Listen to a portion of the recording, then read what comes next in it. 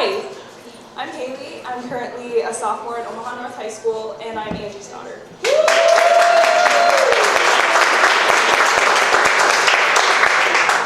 As someone who happens to live with Angie, I think I'm qualified to say that my mom just doesn't stop. After the 2016 elections, she was really put into this new mode of sorts. I remember the countless nights she would stay up, working on the computer in the kitchen to get things done for the Women's March in 2017. I have memories of going to O'Neill, Nebraska with her, delivering food and basic necessities to people who were going through things I could never imagine. She's met so many amazing people that it makes me feel cool to say that my mom knows them. Running for Senate is just her latest progression in this nonstop adventure. I think that the whole family knew she'd run for office eventually, and we're all incredibly happy to be here along with her. Well, people have been talking for a long time now, and so I think it's time to finally talk with my mother. And so without further ado, here's my mom, running for United States Senate, Angie Phillips.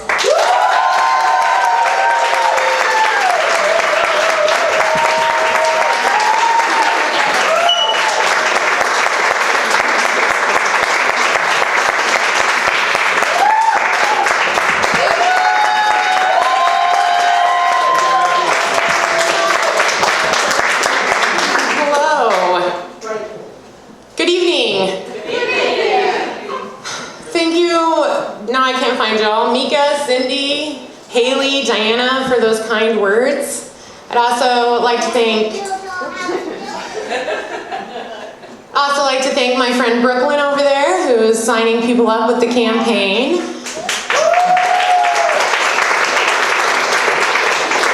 We have Julia over here with Soy Chingona. She is a local business and she does the printing for our t-shirts. I'd like to thank her for all of her effort. Speaking of our t-shirts, we have Elspeth in the house. Elspeth is a local artist that's doing all of our campaign artwork here in Omaha. Let's give them a round of applause.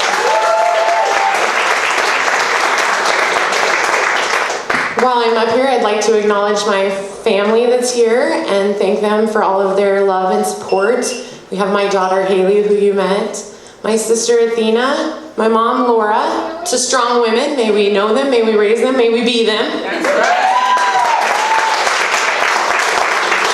My sister-in-law, Vicky, and my brother, Joey, who will get us kicked off in karaoke as soon as we stop talking. And then last but not least, my wonderful husband, Bill, and our 3 kids. Bill's really embraced this journey with me, my crazy dream, and I just could not be more thankful to have him by my side. So I'd like to begin by sharing a little bit about myself. I was born in Grant, Nebraska. It's a tiny little town out in western rural Nebraska. It's about 30 miles south of Lake McConaughey. Lake McConaughey has the bluest waters and is by far the best lake in Nebraska, by the way. So I'm proud to be from there. I moved to eastern Nebraska in my 20s, and I currently live in North Omaha with my husband and our 3 kids. So there's Haley, who you met, and then there's William, who just started kindergarten this year, and our little alley bug, who will be following him next year. I studied Hi, buddy. I studied behavioral science. You gonna come stand with me? Okay.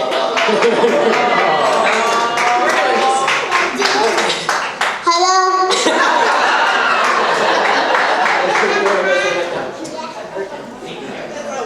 He's ready to canvas. He's ready.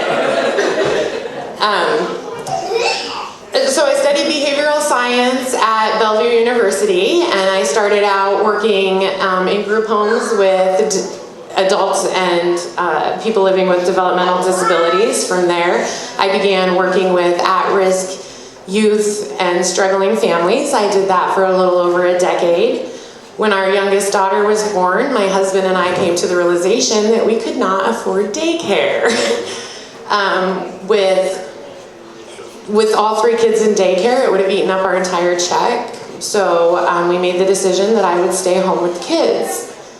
I was at home caring for the kids during the 2016 elections which gave me plenty of time to then be upset when Trump won. Trouble. So I was initially pretty excited about the 2016 elections. I thought we were either going to have an old white guy that actually understood the struggles of the working class or our first woman president. That day of elections, I was excited. I got my family dressed up. I took the kids to meet my husband at our polling place, and we were taking photos, and then I went home and I made up his favorite meatloaf, and we were going to celebrate, right? Because there is no way that my country would elect a sexist bigot accused of rape. Unfortunately, that night, we know that Donald Trump was elected president. And I tell people that that was a very eye-opening experience for me, and that it was almost like a chemical change went through my body. I felt anger, I felt fear, I felt sadness, and mostly I was terrified about what the future would hold for my friends and my family and my children. So, with all of my anger, I did what every sane person does, and I bitched on Facebook. I had a friend reach out to me, and she said, "Hey, I noticed you're a little upset." She said, "Did you know that there are some groups that are organizing? It's women supporting women, and it's people building up the resistance, preparing for what we all knew was to come." So I started joining those groups, throwing myself into them, and helping organize as much as possible. This led me to helping organize the Women's March on Omaha, which I'm going to embarrass her now. But the head organizer of the Women's March, Susan, is here with us tonight.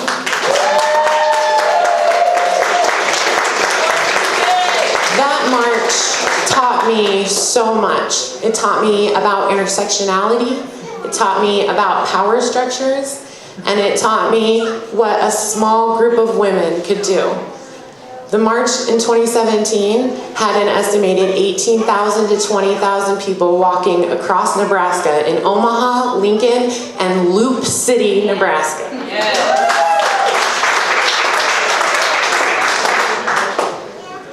After the Women's March, I continued my organizing with a focus on two things: intentional inclusivity and unity. Community organizing has taught me the power of what happens when people come together. It's taught me the strength that we all hold. I love my community, and I'm very proud of the work that I've done in it. As has kind of been mentioned, I founded the Nebraska Progressive Legislative Study Group. There's cards in the back. Sign up. So the study group aims to educate Nebraska about our unicameral and state legislature. We track legislation, and we work on getting progressive people elected and progressive policy in the state passed. I also founded and currently chair, the Douglas County Democratic Party Women's Caucus. This is an amazing group of women doing amazing things. So there's a card back there for that too. The work I'm most proud of in my advocacy is my work on immigration reform and women's equality. Last year, when the ICE raids occurred in O'Neill, I was lucky to have a couple of friends that did work in the Latina community, and I was able to work with LULAC, which is the League of Latin American Citizens. I worked with them so that we could help provide aid and relief to the families, as well as help them navigate through the system. As I did that, as I worked with those families, it hit me how little I knew and understood about our immigration system. It also became very evident and clear that our immigration system is broken, and that beyond being dysfunctional, it's also inhumane. So I'm proud to continue my work in that, and when I go to the Senate, we will have humane immigration reform, and that will include abolishing ICE.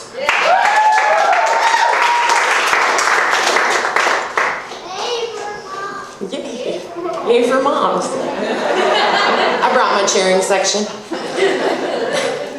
I'm also proud in the work I've done in advocating for women's equality.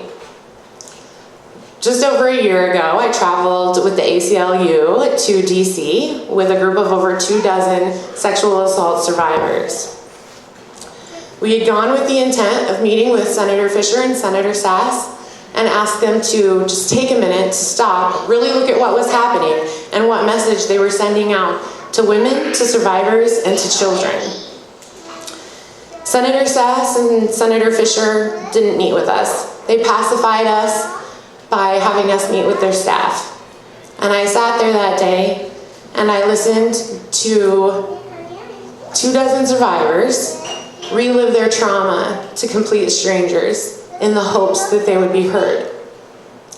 The following day, I attended the cloture vote where Senator Sass and Senator Fisher, looking like they had not a care in the world, voted to move the Kavanaugh nomination forward. Boo. So I was so upset that I couldn't even stay there. I was like, that's it, I'm ready to go home. Like, I came, I did not conquer. Like, it's time to go home and see my kids. On that flight home, it just really got to me about how our senators are in this position where they're supposed to listen to us and they're supposed to advocate for our rights and our needs. But they don't. They won't listen to us, they won't meet with us, they don't talk to us, they don't step foot in our communities. People that do not step foot in our communities cannot advocate for us. They cannot represent us.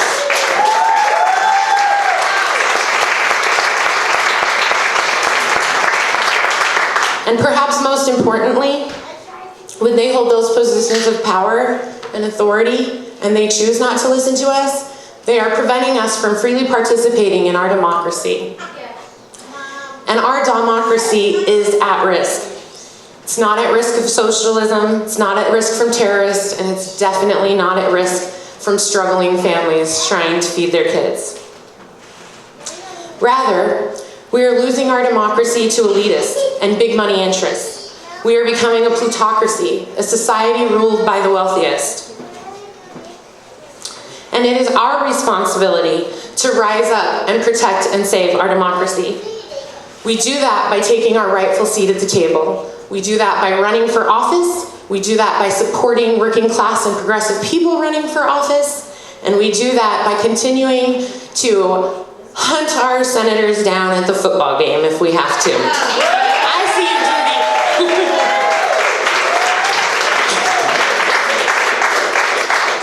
As we move forward and demand our rightful seat at the table, it's important that we remember that we are capable and we are worthy.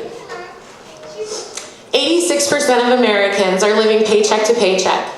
1 in 5 are suffering from mental health problems, and we have a shortage of psychiatrists and mental health professionals to assist with that. Our elderly folks can't retire. Our young folks are drowning in student loan debt. And people are dying because they're too poor to afford medicine or health care. Congress is fighting for big money interests and to fill their own pockets and meet their own needs. Meanwhile, the people are fighting every day just for our basic needs. Listen to me. If you take away anything tonight, I want you to take away this. Other struggling people are not our enemies. That's right.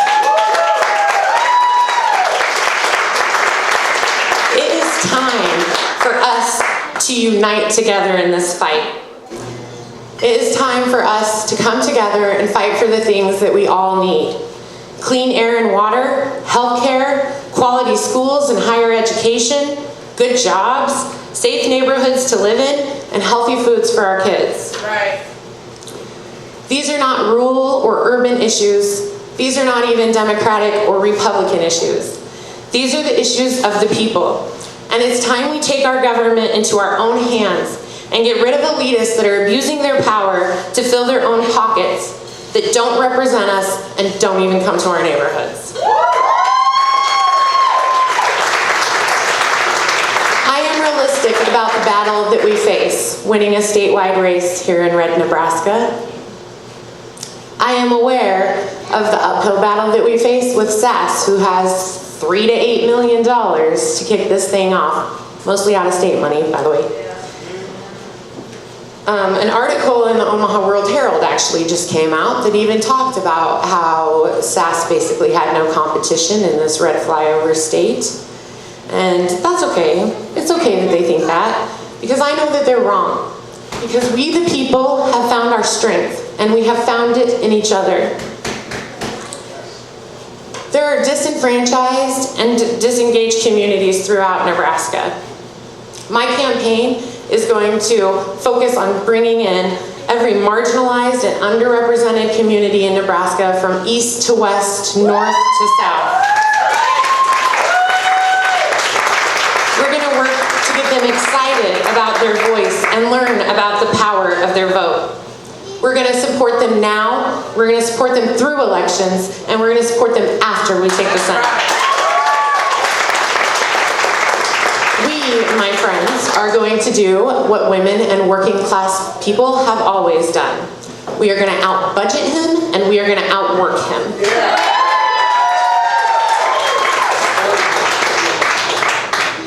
By the time the plutocrats in DC acknowledge that we're a threat, it's going to be too late for them.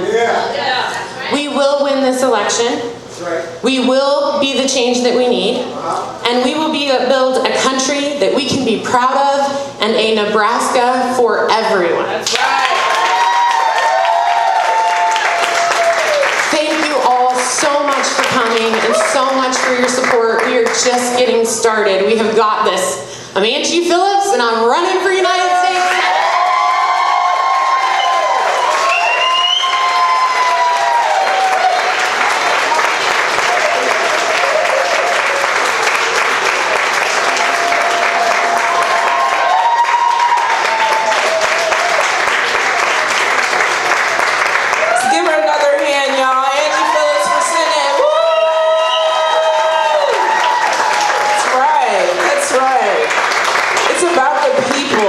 It's about the people. It's not about money. It's not about corporations. It's about me. It's about you.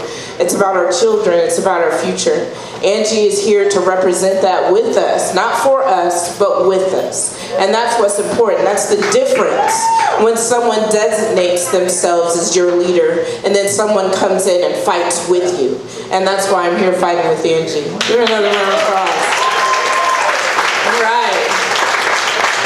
And you know what we need to run a Senate campaign? Guess what we need, y'all? Money. We need money. And you know, I hate asking for money. I'm gonna just be completely 100. I hate it. But Angie needs to do a nine city tour through Nebraska. A 9-day tour. A 9-day tour all through Nebraska, and that's $2,500. That'll put gas in her car. That'll make sure she gets where she needs to go. She'll have the literature she needs to be able to speak to people and give them something that they can read later. That'll help her feed herself and her family. And we want to make sure that we can get as close to that goal as possible. So whatever you can do, if you can buy a t-shirt, if you can buy buttons, if you can just donate whatever you have. We want to get Angie her 9-day tour throughout Nebraska. And like I said, this is grassroots. We're not taking any money from anybody. We're being blessed and we're given money from the people. And that's what makes it important. That's what makes it special. We're not out here trying to hustle you. We're not out here trying to do anything but ask you to join with us as we fight against big corporations and big money in the Senate. So if you can, like I said, please buy a t-shirt. Please support Angie as she's taking her 9-day tour. Anything you can give will be very, very helpful. So thank you so much for being here. Thank you so much for opening your wallets and your hearts. Thank you for listening. We're getting ready to start some karaoke. Who can sing? Who can sing in here? Anybody? Anthony can sing. So I was thinking that maybe if we ask Angie, if you have a particular song that you would like Angie to sing, that we can pay $5 for every song that Angie comes up and sings.